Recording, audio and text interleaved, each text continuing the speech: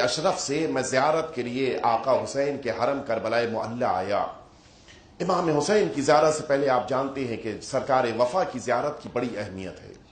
میں یہ واقعہ اس لیے پڑھ رہا ہوں کہ زیارت پر جانے والوں کو اپنی اہمیت کا بھی احساس ہو، پیدل چل کے جانے والوں کو بھی محسوس ہو کہ کتنی اہمیت ہے۔ ساتھ ہی ساتھ آج شب جمعہ ہے۔ آپ جانتے ہیں کہ آخری امام کے ظہور کا دن کل کا دن قرار دیا گیا، جمعے کا دن۔ میں اس لیے بھی مصائب کے مرحلے میں اس کا ذکر کرنا چاہتا ہوں کہ جن کے تذکرے پر آخری امام تشریف لاتے ہیں، آخری امام کی توجہات ہوتی ہیں۔ مرحوم شیخ جعفر تستری نے لکھا کہ میں زیارت کے لیے کربلائے معلی جس موقع پر پہنچا، میں نے کہا کہ پہلے چلے باب الحسین پر، آقا حسین کے دروازے پر آئیں، پہلے یہاں زیارت پڑھیں، اجازت لیں، پھر آقا کی بارگاہ میں آئیں۔ کہتے ہیں مرحوم شیخ جعفر تستری کہ میں جس موقع کے اوپر آقا ابو الفضل العباس کے حرم میں داخل ہوا، میں گوشے میں کھڑے ہو کے زیارت پڑھنے لگا۔ میں نے دیکھا ایک جوان ہے جو اپنی ماں کو ایک پلنگ کے اوپر ایک ایسی چیز تختے کی جس کے اوپر 4 لوگوں کے سہارے کے لے کر آیا اور وہیں پہ امام جناب عباس کی زری کے پاس لٹا دیا، اور یہ کہتا ہے کہ اے عباس، اس دنیا میں میری ماں کے علاوہ کوئی نہیں ہے، آقا اس کو شفا دے دیجئے۔ کہتے ہیں کہ میں نے اس کی ماں کی طرف دیکھا، انداز یہ تھا کہ بس اب یہ آخری سانسیں لے رہی ہے، دنیا سے جانے والی ہے۔ میں آگے بڑھا۔ کہتے ہیں شیخ جعفر تستری کہ میں اس کے پاس گیا، میں نے اس کو سینے سے لگایا کہ بیٹا اب کیوں اتنا پریشان ہو رہے ہو، اللہ پہ بھروسہ کرو، اللہ کی نعمت ہے، واپس لے رہا ہے، جاؤ غسل و کفن کا انتظام کرو۔ کہتے ہیں شیخ جعفر کہ وہ اچانک میری طرف سے گھوما، کہا شیخ کیا کہہ رہے ہو؟ میں نے کہا اب یہ مر رہی ہے، کیوں تم اس کے لیے اتنی فریاد کر رہے ہو؟ کہا شیخ اب نہ کہنا کہ یہ مر رہی ہے، میں اس کی صحت اور زندگی کے ساتھ واپس جاؤں گا۔ یہ بھروسہ، یہ کمانڈ۔ کہتے ہیں شیخ جعفر کہ میں پلٹ آیا، میں لباس میں امام ابا قبا میں پھر زیارت پڑھنے لگا۔ میں نے اچانک دیکھا کہ اس کا انداز دعا مانگنے کا بدل گیا۔ ایک دیہاتی، ایک گاؤں کا رہنے والا، اس کا انداز بدل گیا۔ کہتا ہے عباس، میری ماں کو صحت اگر آپ نہیں دیں گے تو میں ابھی یہاں سے سیدھا نجف جاؤں گا اور آپ کے بابا سے شکایت کروں گا۔ شیخ جعفر تستری کہتے ہیں پھر مجھ سے برداشت نہیں ہوا، میں آیا، میں نے کہا جوان تجھے پتا ہے کس سے بات کر رہے ہیں؟ عباس کی بارگاہ میں ایسے بات کرتے ہیں؟ کہا شیخ تم بیچ میں نہ آنا، اب میں اپنے عباس سے بات کروں، تم بیچ میں نہ آؤ۔ کہتے ہیں شیخ جعفر تستری میں ہٹ گیا، میں نے کہا اب میں اس کے جملے نہیں برداشت کر پاؤں گا۔ شیخ جعفر تستری کہتے ہیں کہ میں نے اتنا دیکھا کہ وہ امام حسین جناب عباس کے حرم سے نکلا اور پھر کربلائے معلی سے سیدھا باہر نکلتا چلا جا رہا تھا۔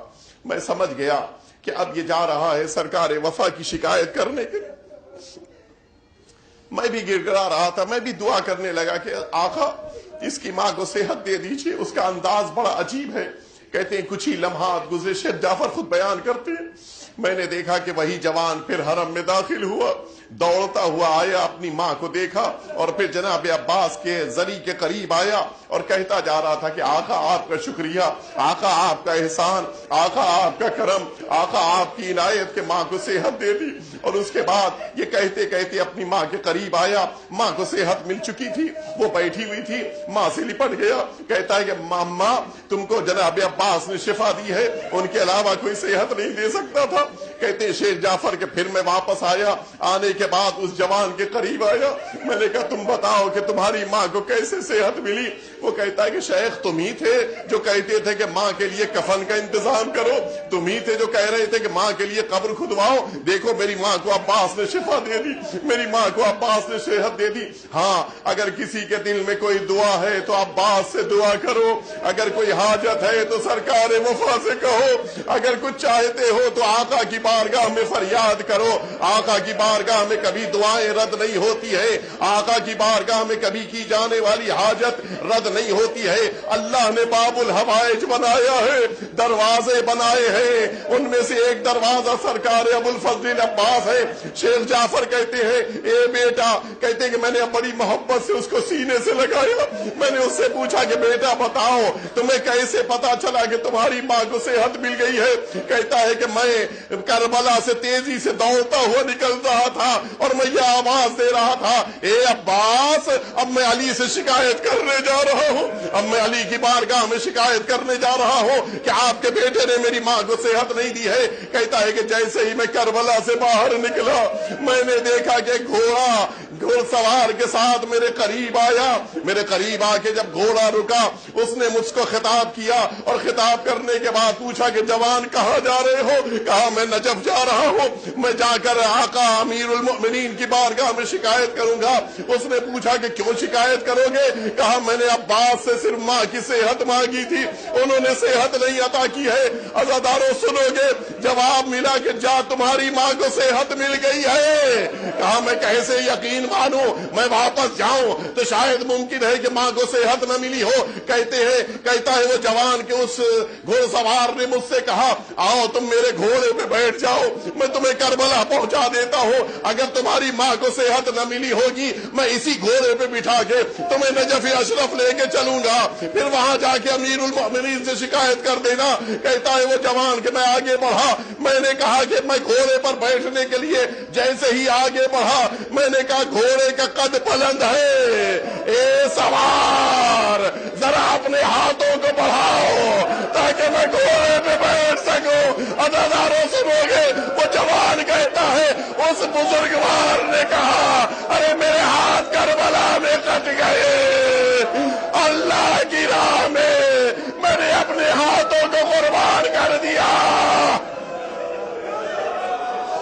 جس کے ہاتھ کربلا میں کٹے وہ پوری دنیا کی مشکل کشائی کر رہا ہے۔ اے آقا ہماری دعاؤں کو بھی قبول کر لیجئے، اے آقا ہمیں بھی زیارت کا موقع عطا کیجئے۔ آپ اتنا رو رہے ہیں، آپ اتنا فریاد کر رہے ہیں، آپ نے آقا کے بازو نہیں دیکھے ہیں، آپ نے آقا کے کٹے ہوئے ہاتھ نہیں دیکھے ہیں۔ ارے کوئی حسین کے دل سے پوچھے، جب عباس کے سرانے پہنچے دونوں شان قلم۔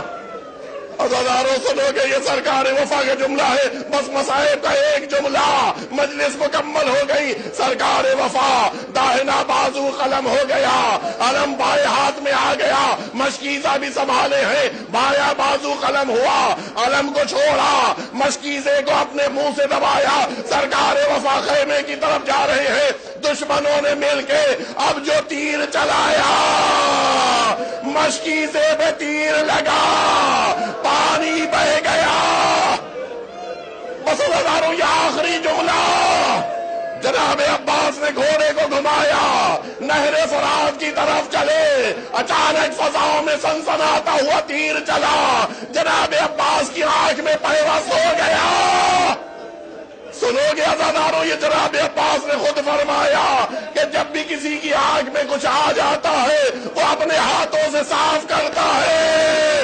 ارے میں تیر کیسے نکالتا؟ سنو عزادارو، آقا کہتے ہیں میں نے اپنے آنکھوں سے تیر نکالنے کے لیے گھوڑے کے اوپر اپنے دونوں پیروں کو جمع کیا، اپنے سر کو جھکایا تاکہ پیر سے دبا کے اس تیر کو نکال لے۔ کہتے ہیں عباس کے جیسے ہی میں نے اپنا سر جھکایا دشمن نے گرز مارا، اب جو میرے سر پہ گرز لگا میں زمین کربلا کی طرف۔ عزادارو جب بھی انسان بلندی سے زمین کی طرف آتا ہے اپنے ہاتھوں سے ٹیکتا ہے، جس کے دو ہاتھ نہ ہو